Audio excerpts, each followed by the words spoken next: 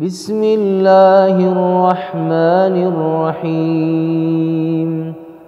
A'udzubillahi minasyaitonirrajim. Bismillahirrahmanirrahim. Uhaikum tahiyatan islamiyah, tahiyatan ahli jannah. Assalamualaikum warahmatullahi wabarakatuh.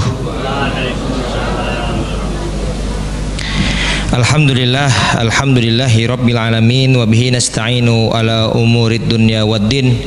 Wassalatu wassalamu ala asyrafil anbiya'i wal mursalin wa ala alihi wa ashabihi ajmain, amma ba'd. Jamaah salat isya yang dirahmati Allah subhanahu wa ta'ala, alhamdulillah pada malam hari ini terdapat berkumpul di masjid yang insyaallah penuh berkah ini. Semoga setiap langkah kita dari rumah ke masjid, setiap langkahnya Allah menggugurkan dosa-dosa kita. Setiap langkahnya Allah menambah tabungan ibadah kita di surga. Dan semoga kebersamaan kita ini membuat kita menjadi pribadi yang kembali berkumpul di surga. Amin amin ya robbal alamin. Tema pada malam hari ini adalah menyongsong masa depan dengan optimisme. Kenapa kita harus menjadi pribadi yang optimisme? Karena memang Islam mengajarkan agar kita selalu berprasangka baik. Dalam konteks menyongsong masa depan dengan optimisme, artinya kita berupaya menjadi pribadi yang setiap harinya harus menjadi pribadi yang lebih baik. Sebagaimana Ali bin Abi Thalib berpesan, "Man kana yaumuhu khairan min amsihi fahuwa rabih." Barang siapa yang hari ini lebih baik daripada kemarin, maka dia termasuk orang yang beruntung. Wa man kana yaumuhu mislu amsihi fahuwa maghbun. Barang siapa yang hari ini sama seperti kemarin, maka dia menjadi orang yang merugi. Wa man kana yaumuhu syarran min amsihi fahuwa mal'un. Barang siapa yang hari ini bahkan lebih buruk daripada kemarin, maka dia menjadi pribadi yang terlaknat. Maka jamaah yang dirahmati Allah subhanahu wa ta'ala, merupakan suatu keharusan bagi kita sebagai orang yang mengaku beriman kepada Allah, yaitu menjadi pribadi yang membuat setiap harinya menjadi lebih baik daripada sebelumnya.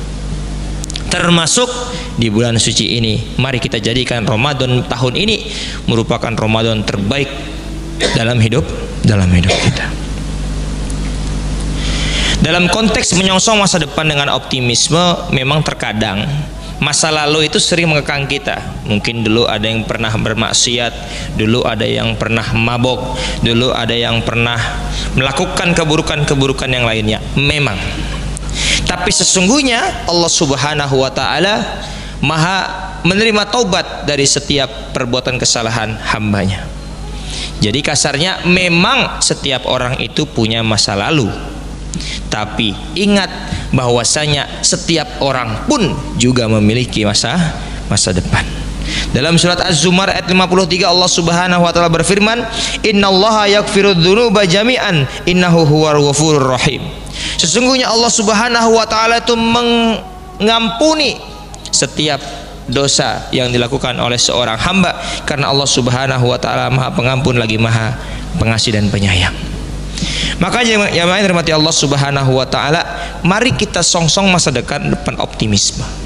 Ya, walaupun mohon maaf hari ini ya harga-harga semakin naik begitu. Ya, waktu awal corona itu yang yang sulit ditemukan itu masker begitu ya, hand sanitizer dan lain sebagainya. Kemudian kelanjutannya Omikron dan sebagainya itu oksigen. Sekarang minyak goreng. Nah, ini agak berbeda begitu ya. Walaupun hari ini terjadi banyak hal, maka kita sebagai orang beriman harus tetap optimis menyongsong masa depan. Kenapa? Karena kalau kita pesimis, ya tetap begini kenyataannya. Ya enggak? Jadi istilahnya adalah daripada kita menyalahkan kegelapan, lebih baik kita menyalakan lampu walaupun itu sekedar lilin. Daripada mengeluh akan hari ini, lebih baik kita merancang rancangan pekerjaan di masa yang akan datang agar masa depan menjadi lebih baik daripada sebelumnya. Itulah ciri orang yang beriman. Ya. Kalau kita belajar dari perlombaan kejar-kejaran antara singa dengan rusa. Jamaah yang dirahmati Allah Subhanahu wa taala, rusa itu kalau berlari kecepatannya sampai 90 km per jam. Berapa? 90 km per jam. Itu rusa kalau berlari. Singa kalau berlari paling cepat cuma 58 km per jam. Sekarang saya mau nanya, kalau seandainya ini dua hewan lomba lari, siapa yang menang? Pasti rusa. 90 kilo dibandingkan 58 kilo. Pertanyaannya adalah, kenapa rusa bisa diterkam oleh singa yang kecepatannya lebih lambat daripada dirinya? Kan itu pertanyaannya. Ya. Jawabannya adalah karena rusa menghadapi hari-hari berlari itu dengan sifat pesimis. Sedangkan rusa yakin akan masa depan, yakin fokus akan tujuan, sehingga dia bisa dapat menangkap hewan yang sebenarnya larinya lebih jauh daripada dia, lebih cepat daripada dia. Rusa tuh kalau lari kan ke belakang gitu, kayak orang pesimis ya. Setiap hari yang dia pikirkan kemarin, dulu ya, kalau istilah Arabnya itu asyabab, pemuda itu yang mengatakan, bukan yang mengatakan kola abi. Pemuda itu bukan yang mengatakan bapak saya dulu, kakek saya dulu, bukan begitu. Tapi pemuda adalah yang mengatakan ha anada, saya begitu. Jadi orang yang optimis itu merencanakan fokus kepada masa depan yang lebih baik yang dia ikhtiarkan. Tapi orang-orang yang pesimis, dia lebih condong ya mungkin mengagung-agungkan yang dulu, tapi dia lupa bahwasanya dia punya kewajiban untuk memperbaiki hari esok. Jamaah yang dirahmati Allah Subhanahu wa taala, saya akan menyampaikan satu kisah yang mungkin dapat menginspirasi kita akan konsep bagaimana kita melihat masa depan itu dengan optimis. Pada saat Rasulullah baru hijrah ke Madinah, maka ketika itu Madinah dikepung oleh ribuan orang kafir Quraisy. Maka ketika itu Rasulullah rapat dengan para sahabat. Bagaimana cara kita menghadapi orang kafir Quraisy? Kenapa? Karena ini baru hijrah ke Madinah. Kalau dihadapi face to face pasti kalah. Maka ada seorang sahabat namanya Salman Al-Farisi, datang jauh-jauh dari Persia. Salman Al-Farisi mengatakan, ya Rasulullah, kalau di Persia kita perang dan jumlah kita lebih sedikit, kita harus melakukan strategi bertahan. Dan di Persia cara bertahannya adalah kita menggali parit yang dalamnya 3 meter, lebarnya 5 meter, panjangnya 7-8 meter. Dan itu bukan pakai bulldozer, tapi pakai tenaga manusia. Jamaah yang dirahmati Allah Subhanahu wa taala, ketika Rasulullah dengan para sahabat itu sedang menggali lubang parit, yang mana nanti perang ini dikenal dengan istilah perang Khandaq atau perang parit. Ya. Maka ada seorang sahabat bertanya. Apa pertanyaannya? Ya Rasulullah, ayu madinatin taftahu awalan, al-Konstantiniyah aw ar-Rumiyah. Jadi sahabat ketika kondisi, saya ingin menjelaskan lebih detail agar jamaah sekalian bisa membayangkan bagaimana kondisi hari itu. Dikepung ribuan orang kafir Quraisy, belum tentu menang, ya, bahkan harus bertahan, bahkan harus menggali parit. Tapi ada sahabat bertanya, ya Rasulullah, ayu madinatin tuftahu awalan, al-Konstantiniyah aw Rumiyah. Ya Rasulullah, kota mana yang terlebih dahulu kita taklukkan, Konstantinopel atau Roma? Karena dulu waktu saat itu kekuatan dunia berpusat pada kerajaan Roma dan juga Bizantium, ya, atau Persia. Yang mana dua kota terkuat, terhebat pada saat itu cuma dua, Konstantinopel atau Roma. Dan perhatikan, Rasulullah menjawab pertanyaan sahabat tersebut, yang mana setiap perkataan Rasulullah menjadi sebuah hadis, dan nanti hadis ini menjadi bisyarah. Bisyarah itu adalah kabar gembira bagi orang-orang yang beriman. Apa kata Rasulullah SAW? Madinatu Heraklius tuftahu awalan. Kotanya Heraklius akan kita taklukkan terlebih dahulu. Dan Heraklius adalah nama pemimpin Konstantinopel saat itu. Ya. Tidak sampai di situ, ini bisyarahnya. Fala ni'mal amiru amiruha wa ni'mal jaisu dzalikal jais. Sebaik-baik pemimpin di hadapan Allah adalah pemimpin yang memimpin pasukan itu, dan sebaik-baik pasukan adalah pasukan yang dipimpinnya. Jadi bisyarahnya, kabar gembiranya bagi orang beriman adalah barang siapa yang berhasil menaklukkan Konstantinopel, maka dia akan menjadi sebaik pemimpin di hadapan Allah dan menjadi sebaik-baik pasukan yang dipimpinnya. Maka jamaah dirahmati Allah Subhanahu wa taala, karena itu menjadi kabar gembira oleh umat-umat Islam selanjutnya, maka ada banyak para khalifah yang berusaha untuk menaklukkan Konstantinopel. Ada Abu Ayyub Al-Ansori, ada Maslamah bin Abdul Malik, ada Harun Ar-Rasyid, ada Sultan Bayezid I, Sultan Murad II, dan semuanya tidak bisa berhasil menaklukkan Konstantinopel. Kenapa ini bisa terjadi? Karena Konstantinopel adalah kota yang sangat luar biasa hebatnya, luar biasa pertahanannya, dan luar biasa susah sekali ditembuskan. Bahkan seorang kaisar perang Perancis pada abad 19 mengatakan, ya, Napoleon Bonaparte, dia mengatakan kalau seandainya satu negara ini, satu dunia ini adalah satu negara, jadi kalau seandainya satu dunia ini satu negara, maka tidak ada kota yang lebih berhak menjadi ibu kota kecuali Konstantinopel. Kalau satu dunia ini hanyalah satu negara, maka tidak ada kota yang lebih berhak menjadi ibu kota kecuali Konstantinopel. Ini kata Napoleon Bonaparte. Artinya apa? Betapa dahsyatnya kota ini. Dan 800 tahun lebih Islam tidak berhasil menaklukkan kota ini.